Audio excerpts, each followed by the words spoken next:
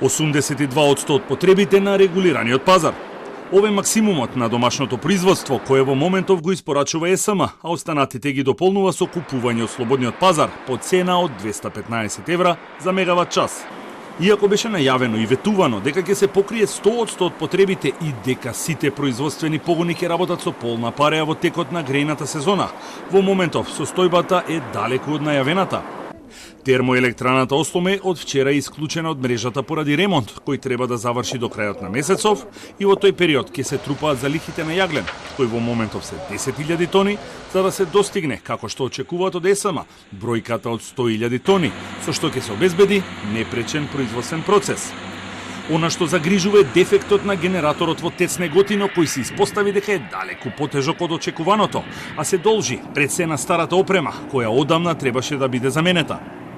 Овој капацитет веќе десетина дена не произведува струја, а се очекува во погон да се врати најрано во првата недела од идниот месец. Значи, од вчера е исклучен РЕК Осломе и е ставен во сервисни ремонтни активности, кои што треба се завршат до крајот на месецот, односно до 28, за да може од 1 декември да биде ставен во функција и да произведува електрична енергија. ТЕЦ Неготино е во ремонтни активности, посебно проблемот со генераторот, кој што во овој период се решава, но на што беше непредвидено непредвидливоста беше во делот на генераторскиот систем, каде што заради залежаноста на капацитетот има одредени корозии на одредени делови, активирана е домашна компанија која што врши сервис и повикани се три стручни лица од Украина. Третиот блок на РЕК Битола исто така барем уште еден месец нема да биде во погон, бидејќи се бара трасата по која би се донел трансформаторот, кој е исклучително габаритен и тежок.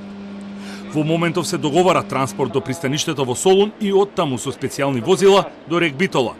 Стартот со производство сега е поместен за средината на идниот месец, но битно е да се нагласи дека тогаш ќе се исклучи вториот блок од погон заради ремонт. За да ги покрие потребите на конзумот, ЕСМ во моментов купува струја од слободниот пазар во последните 2 дена по 2,4 гигавати, но се очекува таа количина да се зголеми поради падот на температурите и дефектите и ремонтите на производствените капацитети.